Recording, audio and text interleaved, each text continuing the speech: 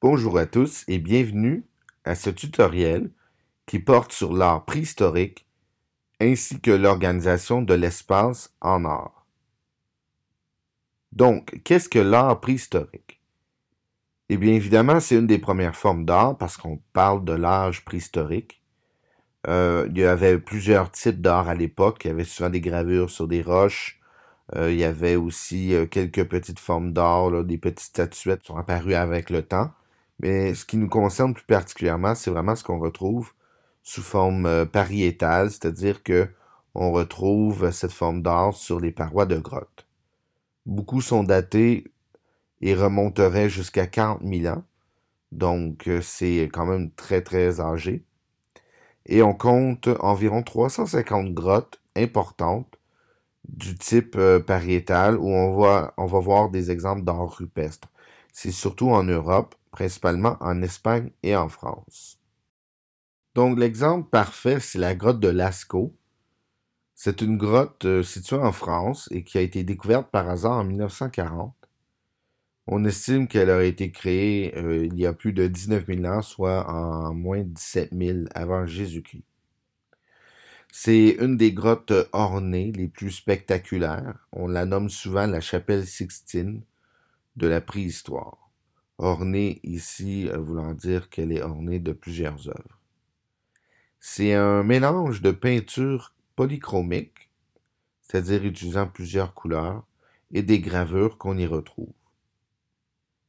Les experts croient que la grotte servait de sanctuaire religieux et laisse donc présumer une première forme de croyance liée à la nature et aux animaux. Elle est malheureusement fermée au grand public depuis 1963 afin de la protéger des moisissures, des champignons qui se propagent avec la présence d'humains, notamment les touristes. On va créer plusieurs répliques aux environs de la vraie grotte pour permettre aux touristes de réaliser l'ampleur de l'œuvre. Et le site serait environ de 250 mètres. Évidemment, 250 mètres connus. Il y a peut-être d'autres sections qu'on n'a jamais retrouvées. Voici maintenant des exemples visuels pour vous aider. Donc, voici un exemple d'une vache, d'un bœuf qu'on retrouve dans la grotte de Lascaux. Dans ce cas-là, probablement dessiné au doigt avec de la cendre. On a d'autres exemples de bœufs et de chevaux. Vous voyez ici la couleur ocre, plus orangée. Donc, ça vient probablement d'un mélange là, de poudre de plantes et de petites roches qui se défont ou de sable. Donc, ils utilisaient principalement leurs doigts. Sinon aussi, ils pouvaient souffler ces particules-là sur des parois. On voit quand même que beaucoup de petits détails. On pense aussi que tout ça a été fait, évidemment, par plusieurs personnes au fil du temps, ce qui expliquerait pourquoi beaucoup d'art, de dessin, si on veut, se superposent et se chevauchent. On a des exemples aussi de mains en négatif. Donc ça, ils mettaient leurs mains sur la paroi, ils utilisaient de la cendre ou de la poussière d'ocre pour souffler ces petites particules-là sur la main. Et là, ils enlevaient la main et ça faisait un exemple comme ça de négatif. On voit aussi à l'inverse qu'il y a des traces où les gens ont mis la main dans les poussières d'ocre et l'ont appliqué sur la paroi. On représentait aussi des humains quelquefois. C'était pas aussi typique que les animaux, mais on retrouvait des humains, par exemple des scènes de chasse. Donc, au final, la grotte de Lascaux, ce que ça montre, c'est le quotidien des hommes préhistoriques de l'époque. Donc, la chasse. Ce qui les entourait, ce qu'ils vénéraient, c'était la nature. Donc, pour eux, les croyances religieuses étaient liées à la nature. Maintenant, parlons des notions d'art plastique qui vont être vues dans ce projet. C'est vraiment par rapport à ce qu'on appelle l'organisation de l'espace. Donc, la façon qu'on organise les éléments sur notre surface de création. Il y a trois éléments à ça. Il y a l'énumération, la juxtaposition et la superposition. Donc, ce sont trois façons de disposer les éléments de votre création sur un espace de travail. La juxtaposition, donc comme j'ai stipulé auparavant, il y a plusieurs façons de disposer et de placer des éléments et des formes sur un espace de création. Une de ces façons-là, c'est la juxtaposition. Donc la juxtaposition, en fait, l'action de juxtaposer, c'est de rapprocher physiquement ou de placer dans un même mouvement, dans une même temporalité, plusieurs éléments de façon très proche, au point où ils pourraient presque se toucher, voire même se toucher. En art, la juxtaposition se résume donc à avoir plusieurs éléments sur un espace qui se touchent, mais ne se chevauchent pas. C'est-à-dire que les éléments se touchent, mais n'embarquent pas un sur l'autre. C'est des exemples ici de juxtaposition. Donc, on a par exemple un chat avec un papillon, ils se touchent, mais ils n'embarquent pas un sur l'autre. Même chose pour, par exemple, le coq et le petit chien. Donc, ça, c'est au niveau de la juxtaposition. Les éléments se touchent, mais n'embarquent pas un sur l'autre, donc ne se chevauchent pas. Lorsque les choses embarquent une sur l'autre, donc se chevauchent, on va plutôt parler de superposition. Donc, on avait vu que la juxtaposition en art, c'est des éléments qui se touchent mais ne se chevauchent pas, c'est-à-dire qu'ils n'embarquent pas un sur l'autre. La superposition, c'est vraiment le contraire. Là, vraiment, ça consiste à avoir des éléments, des formes qui sont les uns sur les autres et donc qui se superposent, soit en partie ou complètement. Par exemple, comme les éléments ci-dessous. On a des chats qui sont devant d'autres chats ou des chiens qui sont devant d'autres chiens. L'important, c'est que les éléments se chevauchent. C'est vraiment ça la définition au niveau de la superposition. Maintenant, il y a aussi l'énumération.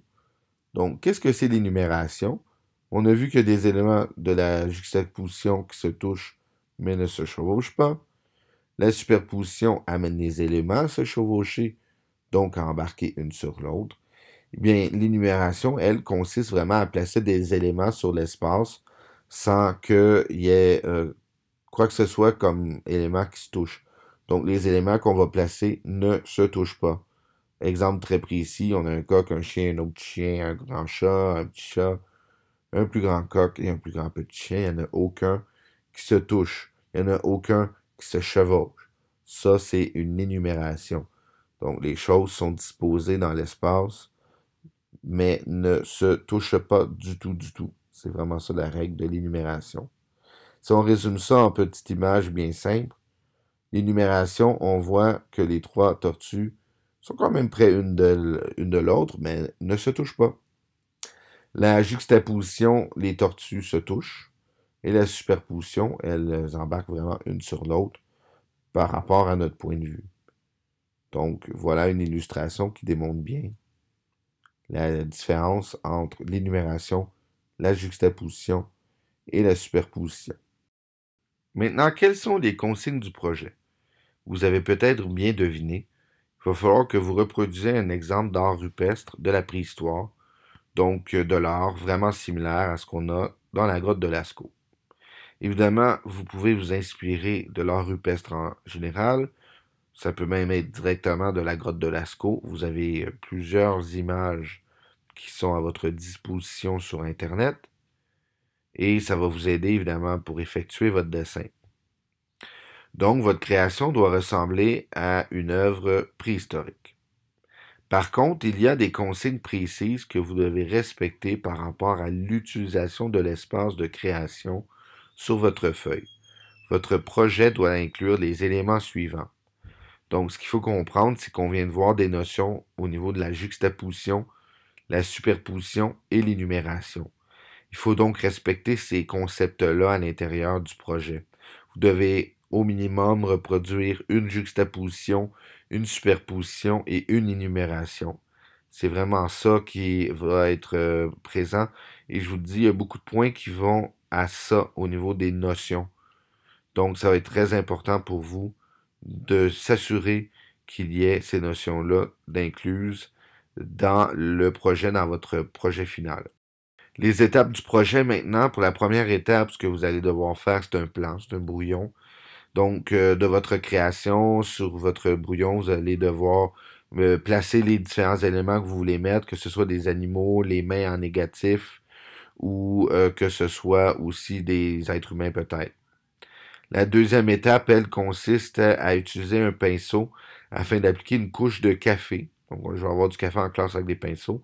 Et on vient badigeonner, là, on vient mettre sur la grande feuille que je vais vous remettre, qui va être sur laquelle votre propre va être. Vous allez vraiment appliquer une bonne couche de café. Par la suite, donc, la troisième étape, c'est de faire le négatif de vos mains. Donc, c'est obligatoire. Maintenant, c'est à vous de choisir si vous l'incluez dans une juxtaposition. Une superposition, ça risque d'être difficile, mais une énumération, c'est possible. Donc, soit qui se touchent les mains ou qui sont une séparées de l'autre. Ça, vous déterminez ça dans votre brouillon. Eh bien là, je viens pouche-pouter carrément, oui, de la gouache sur vos mains. C'est vous qui choisissez la couleur, mais c'est vraiment moi qui le fais. Donc, c'est pas vous. Vous devez venir au poste où je vais être. Je vais vous montrer en classe comment faire. Une fois que la gouache est un peu séchée, eh bien là, vous allez faire vos dessins d'animaux, dans le fond, ou d'humains, à la mine, donc au crayon à la mine, et faites-le de très pâle, parce qu'après ça, ce qui reste comme étape, c'est d'appliquer la sanguine ou le pastel noir pour appliquer, dans le fond, faire vos formes, faire vos animaux, et utiliser aussi des mouchoirs pour étendre les couleurs. Donc, évidemment, on va voir ça de façon visuelle dans quelques instants. Ici, on a un exemple du projet que j'ai fait. Donc, on a les mains en négatif qui font une juxtaposition. On a les humains en haut à gauche. J'ai rajouté des petites choses personnelles, des petits points blancs. Ça va faire l'énumération parce qu'ils ne se touchent pas. On a aussi le cerf et le bœuf en haut à droite qui, eux, font une superposition. Et j'ai rajouté aussi deux animaux parce que je trouvais que c'était vide. Donc, n'ayez pas peur d'utiliser votre imagination. Donc, comme je disais en premier lieu, on applique une couche de café.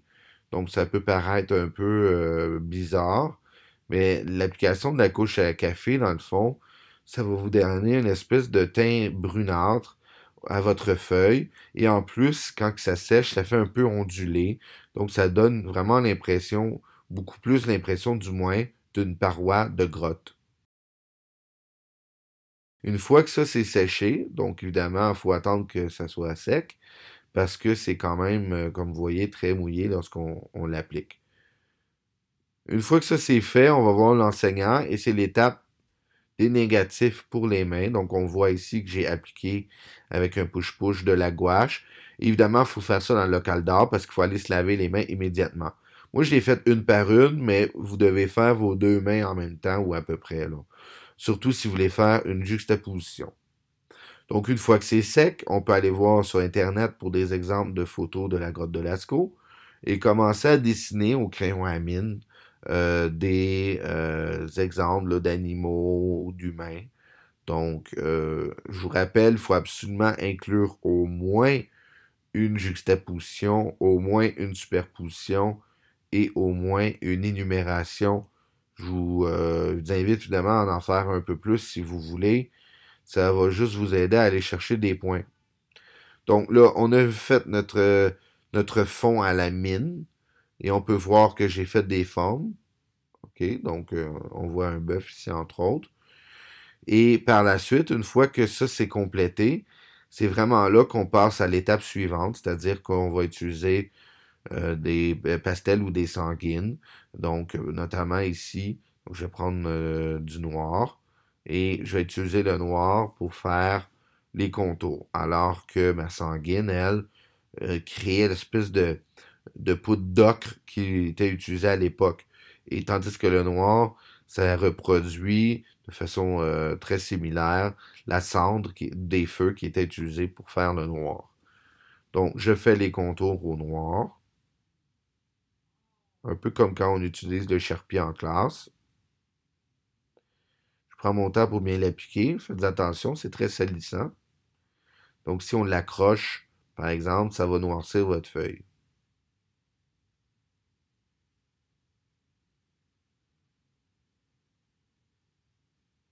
Est-ce que vous êtes obligé de faire des contours noirs à tous vos animaux? Non. Mais si vous voulez faire sortir certains, ce serait à votre avantage parce que ça fait vraiment l'effet du charpie. Là, je vous montre. Donc, j'utilise ici un mouchoir au bout d'un de mes doigts pour étendre, que ce soit le pastel ou la sanguine. Ça permet vraiment d'étendre et de donner beaucoup plus de ton et de relief au projet. Donc, vous allez pouvoir créer différents tons de noir ou de gris ou de brun rougeâtre là, ou d'ocre. Ça dépend de la quantité que vous mettez. Et faut quand même être minutieux parce que c'est facile après ça de comme dépasser les lignes. C'est pas tellement grave, mais c'est plus une question esthétique. Et donc, on peut vraiment l'utiliser pour étendre, au lieu de vraiment appliquer une grande surface, là, le noir. Ici, on peut utiliser le mouchoir pour étendre la couleur. Et surtout, c'est qu'en faisant ainsi, ça donne vraiment l'impression qu'on utilise nos bouts de doigts pour la cendre, notamment. Par la suite, donc, j'applique la sanguine. Donc, c'est pas nécessairement dans un ordre. Dans ce cas-là, je n'ai pas fait de contour noir. J'ai juste utilisé la couleur ocre pour reproduire le cerf. Et je me suis fié aussi à une image dans la grotte de Lascaux où la tête du cerf est beaucoup plus définie en termes de couleur. Et comme vous allez pouvoir constater, je vais prendre un mouchoir pour étendre et ça fait différents tons d'ocre par la suite. Il va être beaucoup plus pâle. Mais ça permet en même temps d'étendre cette couleur-là. Ça donne vraiment un effet qui ressemble aux techniques de soufflage qu'il y avait à l'époque de la préhistoire.